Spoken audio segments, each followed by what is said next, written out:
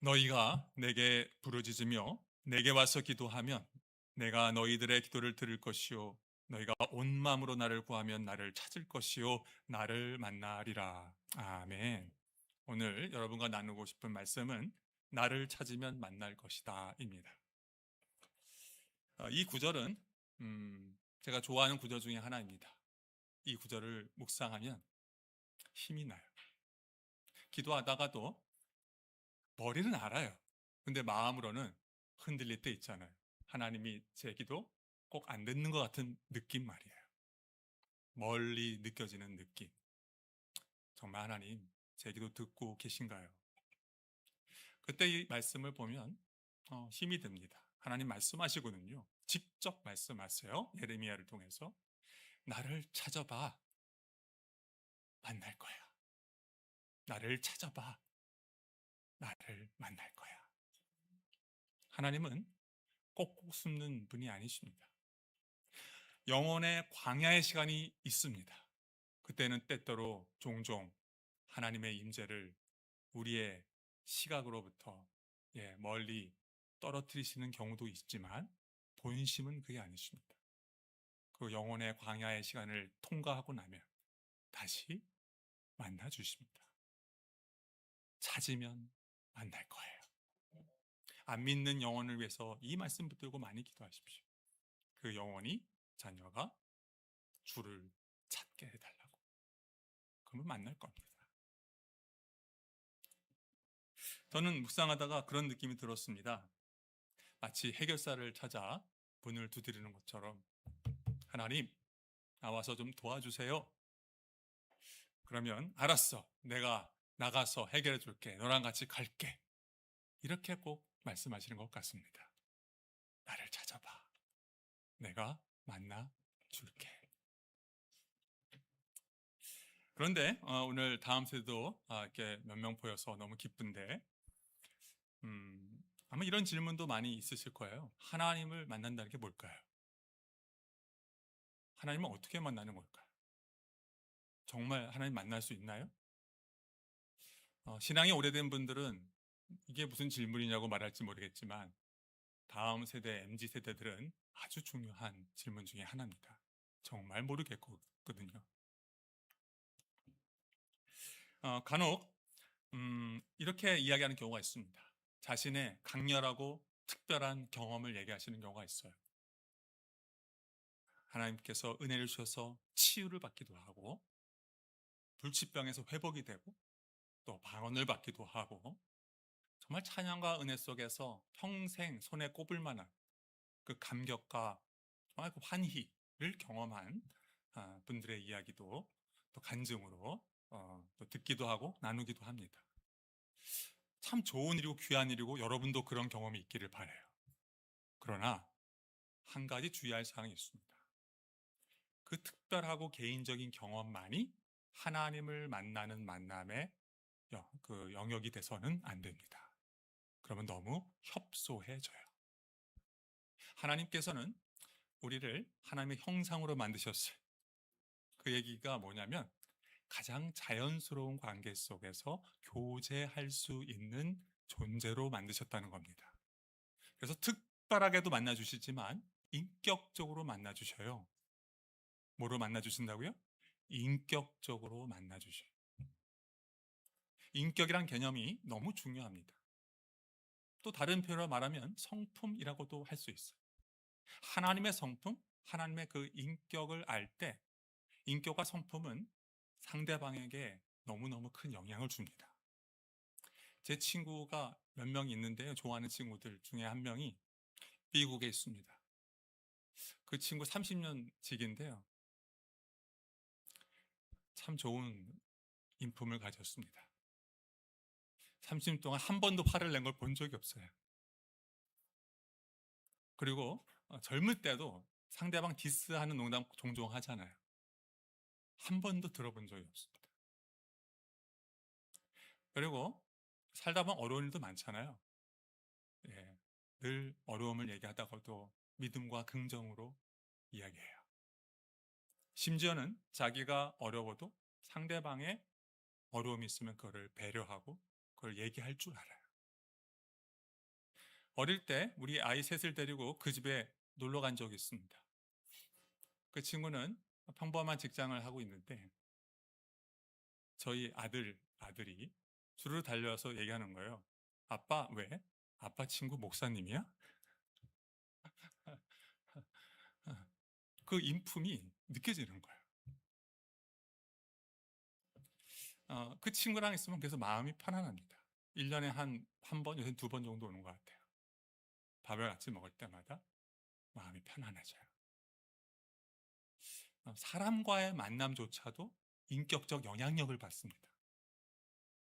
하물며 하물며 하나님의 말씀과 설교를 듣다가 우리는 하나님의 성품을 알아갑니다. 그분의 자비, 동행, 용서, 거룩, 전지전능하심, 포기하지 아니하심, 영원히 손을 놓지 않으심, 빚어가심, 그 수만 가지의 하나님의 그 성품, 그것을 정말 안다면, 인격적으로 안다면 내 삶이 그냥 있을 수 없어요. 왜? 그 하나님이 나의 하나님이라면 내 안에 믿음과 무언가가 일어나기 시작해요. 그게 하나님 만나는 출발점입니다. 성품은 관계적 용어죠. 관계 속에서 드러납니다. 지난주에 저 뒤에서 제가 밥을 먹는데 칠칠 맞아가지고 국물을 좀 흘렸어요. 양복에다가. 그런데 옆에 있었던 어떤 분이 저서 막 닦아주시는 거예요. 어, 자신의 옷인 건양. 권사님이셨는데 너무 고마웠던 거예요. 너무 고마웠던 거예요.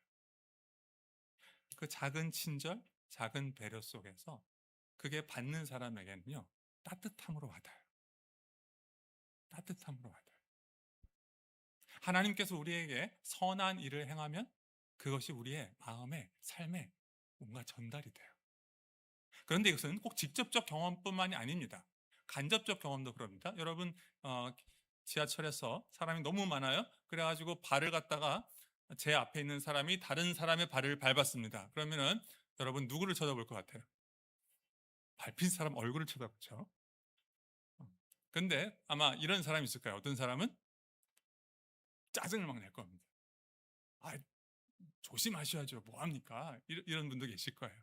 에잇! 뭐 이러면서. 근데 아주 드물게 그런 사람들이 있습니다. 괜찮습니다. 되게 제스처도 멋있어요. 굉장히 아무것도 아닌 것처럼 배려하면서 그 마음에 강직함도 보여요. 무언가의 자신감과 부드러움을 함께 갖춘 사람들이죠. 그것은 굉장한 영향력을 줍니다. 내가 경험하지 않았는데 옆에서 보기만 했는데도 말이죠. 그 사람과 교제하고 싶다라는 생각까지 듭니다. 성경이 그렇습니다. 성경에 하나님께서 수많은 사람들과 1대1로 공동체로 관계를 맺고 하시면서 거기서 하나님의 성품을 드러내셨어요. 그리고 그 관계 속에서 그 성품에서 우리는 하나님이 어떤 분이신지를 알게 되고 하나님께서 저분에게 저런 성품으로 다가왔다면 나에게도 그렇게 다가올 것을 우리는 확신하게 되죠. 하나님을 만나기 시작한 겁니다.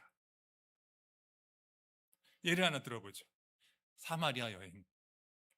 사마리아 여인은 우리 알다시피 5명의 남편이 있었다가 현재 함께하는 사람도 자기 남편이 아니죠. 많은 사람들이 외면하고 알면은 도망가고 싶고 그래서 그 여자도 수치스럽고 또 죄책감도 있고 자존감도 많이 낮아졌습니다. 뭐가 나기도 했습니다. 그런데 참 재미난 건 예수님이 여러분 요한복음 4장 아시지만 다가가셔요. 그 여자가 튕겨내고 찌르고 가시돋친 말을 해도 다가가셔요. 그리고는 그 여인의 아픔까지 드러내요. 다 사람이 들으면 도망갈 걸. 그걸 듣고도 또 다가가요. 그리고 안아줘요. 물론 안는다는 말은 없어요. 마음으로 저는 예수님을 꼭 안는 것 같았어요. 마치 사춘기 여자아이가 밖에 가출해서 말도 안 되는 삶을 엉망스럽게 살다가 골목에 주저앉아 있는데 엄마가 다가가서 담요를 덮고 애야 집에 가자 라고 말하듯이 말해요. 저는 거기서 한참 머물러요. 예수님이 나에게도 그렇겠구나. 마음이 뭉클해요. 그리고 하나님 앞에 기도하게 돼요. 하나님 감사해요. 그래서 저가 엉망으로 살았는데도 너무 오래 참으셨군요. 그게 감격이 돼요. 우리는 말씀을 통해 인격적으로 하나님을 얼마든지 만날 수 있다는 것을 잊지 마시기 바랍니다. 오늘 이 말씀 속에서도 되게 중요한 메시지가 좀 있습니다. 수요일이다, 금요일이다 보니까 길게는 못할 것 같긴 한데, 오늘 12절, 13절에 보면 한마디로 나를 찾으면 만날 거야. 도대체 어떤 상황이길래 이 구절을 주셨고 여기서 하나님은 어떤 분이신지 우리는 어떻게 알 수 있을까요? 먼저 상황을 좀 볼 필요가 있습니다. 지금 백성들은 매우 비참한 상황 속에 있습니다. 유다는요, 불순종하고 또 불순종하고, 하나님은 참다가 또 참았는데, 야, 이건 너무 안 되겠다. 강수 한번 둬야 되겠다. 정말 꺼내고 싶지 않았는데 결국 하나 꺼내는 게 사랑의 매입니다. 바벨론이 쳐들어와서 어떻게? 유다는 멸망하고 포로로 끌려갑니다. 그때 사람들은 낙심했죠. 우리나라 망했네? 아니, 더 중요한 거, 하나님이 우리를 버렸네? 이제는 하나님이 나를 돌아보지 아니하시는 건가? 우리를 더 이상 돌아보지 아니하시는 건가? 이런 좌절과 상처와 그리고 자책의 늪에 빠지기 시작합니다.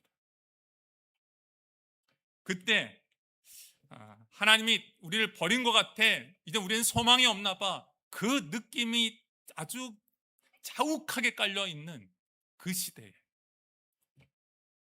하나님께서 예레미야를 통해서 말씀하시고 그 편지를 그 포로로 가 있는 이스라엘 백성에게 보낸 거예요. 그런데 그 편지 내용이 뭐냐?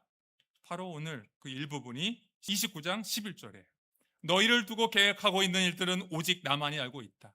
내가 너희를 두고 계획하고 있는 일들은 재앙이 아니라 번영이다. 너에게 미래에 대한 희망을 주려는 것이다. 나 주의 말이다. 뭐라고 말씀하시냐면, 아니, 난 너희들을 버린 적이 없어. 잠시 따끔하게 야단은 쳤지만 한 번도 내 마음속에는 버린 적이 없어. 너희를 향한 나의 계획이 하나 있는데 그게 바로 미래에 대한 희망이야. 재앙이 아니라 번영이야. 소망을 주고 싶은 것이 나의 진심이야. 이게 언제 준 거냐고요?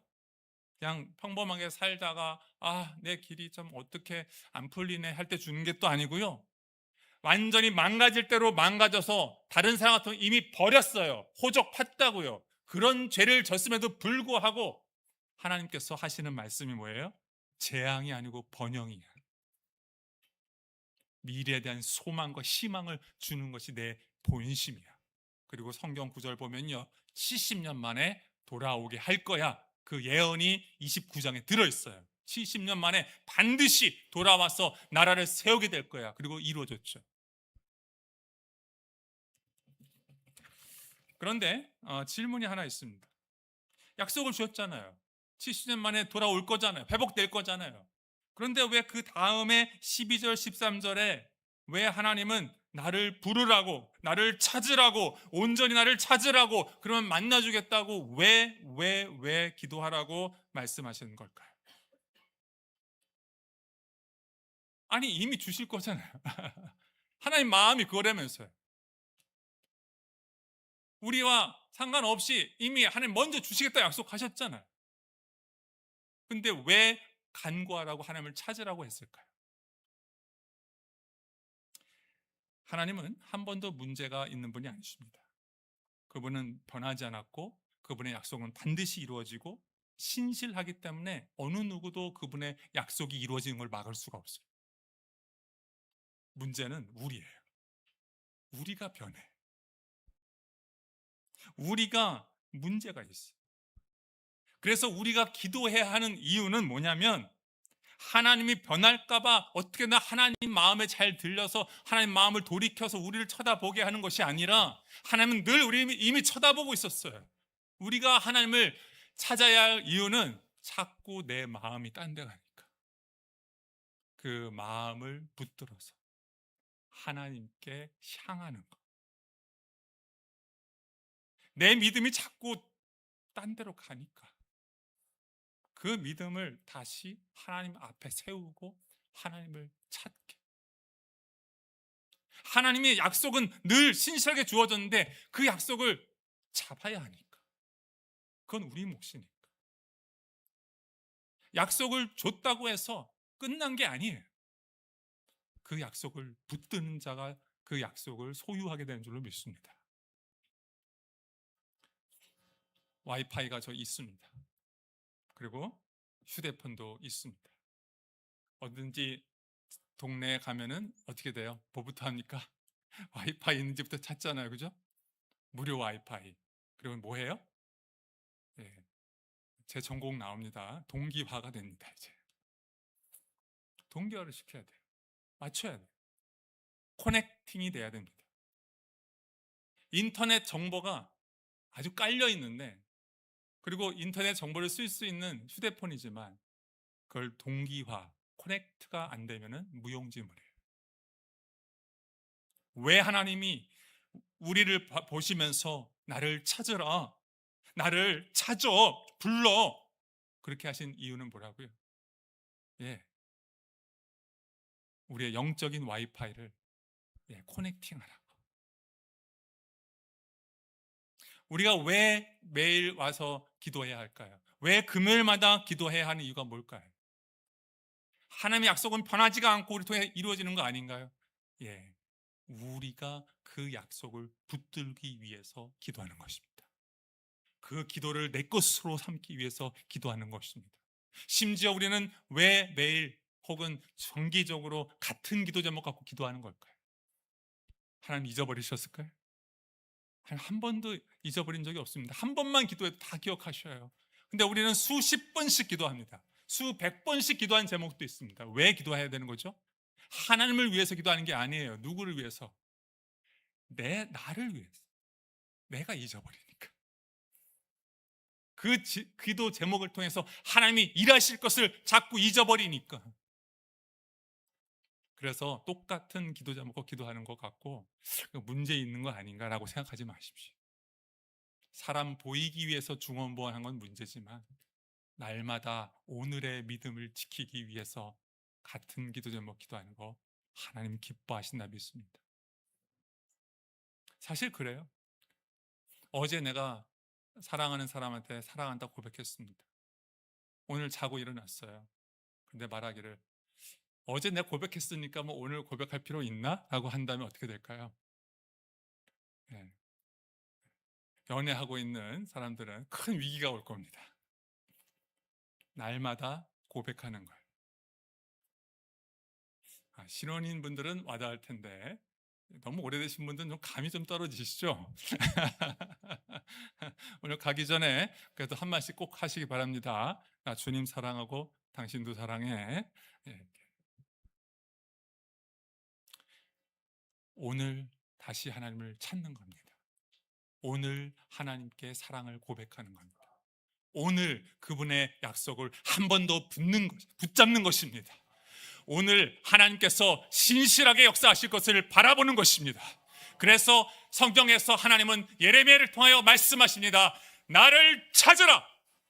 그리하면 만날 것이다. 그 부흥케 하시고 우리 심령을 살리시고 우리를 인도하시고 새롭게 하실 그 하나님을 다시 붙들며 살아가는 우리 사랑하는 온빛교회 성도님들 되시기를 주님의 이름으로 축복합니다.